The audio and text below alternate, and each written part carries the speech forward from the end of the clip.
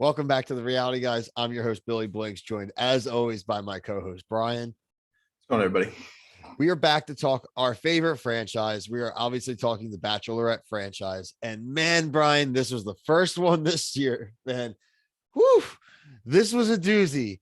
There were rejections. There were weird dates. There was a lot. I mean, there's a lot to kind of even digest, and kind of off the top, we got to talk about the rose ceremony.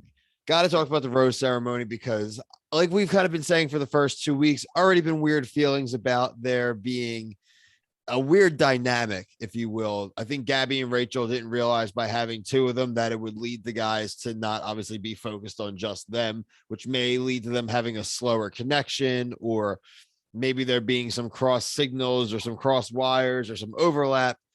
And man, we ran into a train wreck of that today. We thought kind of early on we were getting boring drama and maybe kind of more inter-emotional or kind of self-doubt drama. But man, that rose ceremony, we had Rachel get denied not once, not twice, 3 times. Brian, your reactions off the top. So I was telling you pre-show, like I thought this episode in the beginning like kind of sucked, but as soon as like Jesse comes, Jesse's like the Grim Reaper. He just comes in, he's just like, we're changing the show, and just like the way he took all the roses every time somebody got eliminated, he's like, I need to take this. Where's it going? Does he throw it in an incinerator? Like, did they save it for next week? And Hercules pulling them out. Exactly. Right. But no, I think it got really good, and it just they needed something to kind of bring us in. Because now there's like some legit drama. Like, are people gonna flip? Maybe, like some people on the fence. Yeah. So you just don't know how it's gonna go, which I'm excited about. I just couldn't believe that this early on they decided to do this. This is something I had talked about before the season came out. I'm like, I'm sure at some point they're going to make them split. This is so early. And it's like, kind of be careful what you wish for, right? Like, this seemed a little self-manufactured by them, not by even like the producers. They hyped themselves up and were like, we're changing it up. We can't do this. And let's just get this part out of the way. Like, nothing's different. Really, nothing's that different, right? Like, they kind of cut their little fields of probably like same guys are there. We lost 4 guys this week. They're going to live in the same rooms. Like you said, I bet there's somehow going to be a flip-flop or something. A trade. Like, what are they talking about? It restarts now and it's like all good. And now we have our own journeys. You've always had your own journey. It's been 2 weeks. Yeah, I think it's just more for like splash. Like, they want you to like seem like the viewers like, oh, whoa, the stakes are now greater. But I would love a trade if Gabby straight up's like, yo, I want to trade you Johnny for I don't even know some of the guys' names, but just like it'd be kind of funny. Also, let's get this out of the way. They canceled the cocktail. I'm watching the Reality Guys. I have cardinal rules of the Bachelor franchise, and the first and foremost rule: no canceling the cocktail parties. They're prime sources of drama, prime sources of great real estate, prime sources of those last minute decisions. Stop it. For what? For you guys to have an NFL draft, fantasy draft, like a Bachelor fantasy draft, like all the other people do before the season start? Not for me. Later on in the season for me. Let's just go over really quick who ends up on the teams. And then we'll kind of talk about the people who did the denials, and then we can kind of do some of the fun items. Bill, calling them teams is really funny. It's literally the fantasy draft. Let me know. I was trying to get this. My thing was being a little goofy, my streaming. So if I I've written down too. So okay. So the rose ceremony. We're getting our own version of Team Jacob or Team Edward here. We got Team Gabby and Team Rachel here on the Bachelorette this season now. Sides have been drawn. But Gabby's team: Nate, Johnny, Spencer, Jason, Kirk, Mario, Quincy, Michael, and and she didn't give out a one-on-one rose, but I think that's Eric. Eric. She gave Eric the one-on-one rose. She did not give out a group date rose. So Rachel. She's got Tino, Logan, Tyler, Ethan, Jordan, Hayden, and then her ones from earlier would be Zach. Is it Avon? It was Avon. Yo, I like dude. Tyler's sneaky up there, man. Your guy. I know that Wildwood. Every strong. time I see him, I just think of I just imagine you, Bill. You're just like, yes. Go, okay, good job, bud. Survive in advance. Right. Let's go. So that means the following gentlemen did not receive roses: Meatball, Jermaine, Alec, and Jacob. However, we don't feel bad for any of the last. We don't feel bad for Meatball. He was offered a rose by Rachel, said no.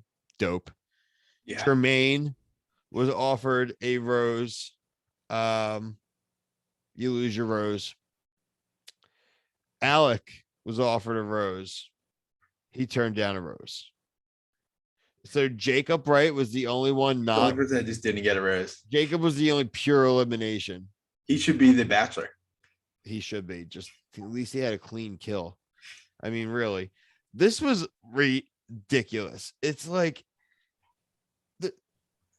why did they do all this early? It's like almost like they knew live their first two recordings were like not great, and they were like, we need episode 3 to spice this up, because I would think there's gonna be more people interested in how the hell this went down.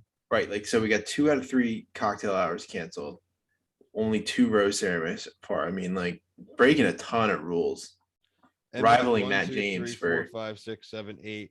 Rachel, the reason I think that Meatball ends up coming back is it evens it out at 9 apiece. I don't know. I don't think he should come back. That was pathetic. Good, but there's an open box there for Rachel. Yeah, he's a bench warmer person. Why does she want him back there? Like, she has all the guys, like the guys next week. Yeah, but pathetic, man. Okay, so there was some funny things in this date. So the one-on-one with Rachel with Zach. So one, Karamo. I know Karamo. I watch Queer Eye. It's on Netflix. He's really cool. Karamo also was on The Real World. So yeah, I don't know anything about him. Yeah, Karamo was also on The Real World. I forget which season, but he was on The Real World. So definitely reality TV connection there. At first, they're saying they're going to go to like a Hollywood movie premiere, and I'm like, oh, what is it? That's sick. That's pretty cool. I said to Emily, I'm like, I wonder what movie it is. This will be pretty cool. It's got to be something Disney because it's ABC. That'll be kind of cool. Maybe they went to like a Marvel movie or something. Like, that's cool. And when they get there, Brian, they get to the El Capitan Theater in LA, which is a real theater. It wasn't going to be one of the worst dates of all time, right? It was the worst date ever. You could tell instantly with the paparazzi that they were a real paparazzi. There was no other cars there, and they opened that effing theater, Brian, and it's empty. And I'm like, oh God, all right, whatever. And then they open it, and it's like a slideshow, and I'm like, okay. And then all of a sudden, you hear, and they're like, boom, sneak private concert. Damn it! They did it again, Brian. They did it again. 1 week. Can we get 1 week, Brian? This is the second literal empty private concert. Yeah, I mean, the thing is like people had mixed reviews on the internet. Like, they loved it, and I thought it was pathetic. Awful.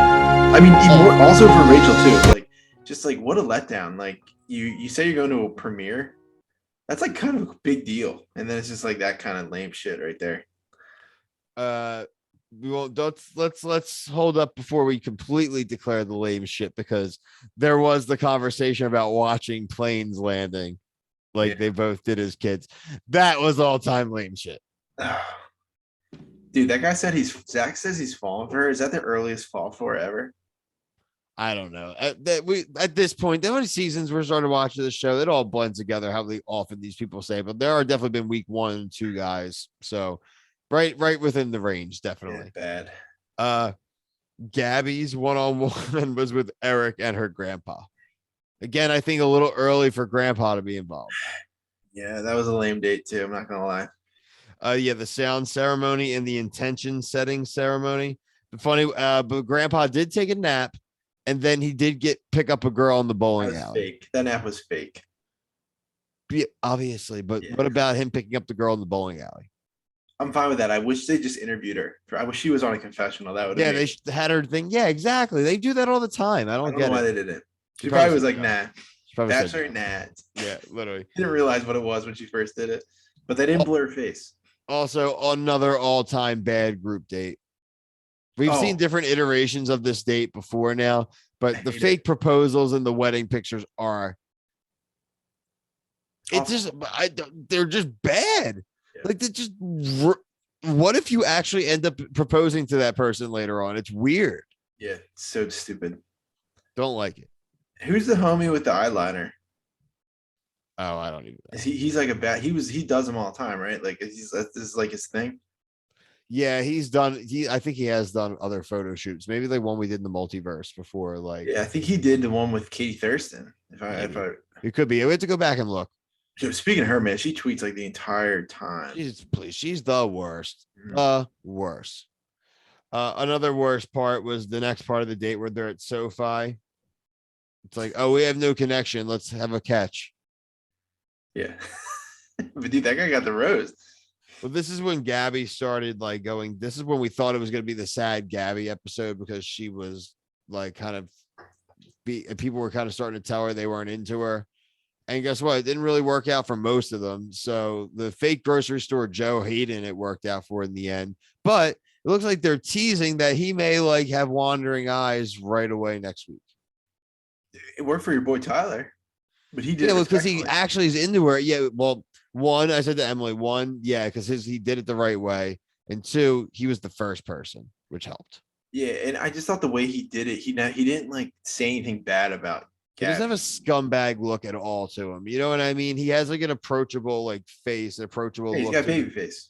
Yeah, so like the people don't, they're giving him the benefit of the doubt too, which I think it's true. So Yeah, but he didn't say anything bad. Like everybody else said something like it wasn't negative to them, but like how you don't know how the other person's gonna react. no, I agree. I So it's 100% just like agree. he did it, I thought the right way, where he's like, I like you, but I really like Rachel.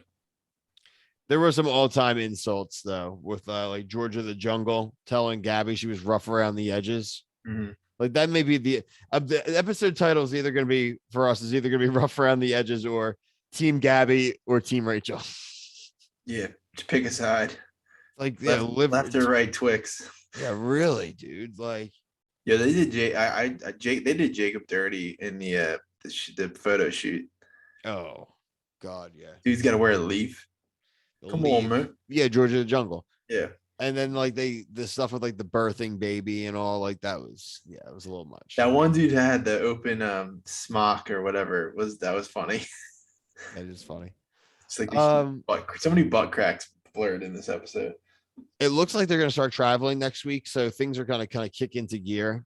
Now it's interesting. So it looks like either if Rachel does get the person, it'll be 9 people apiece.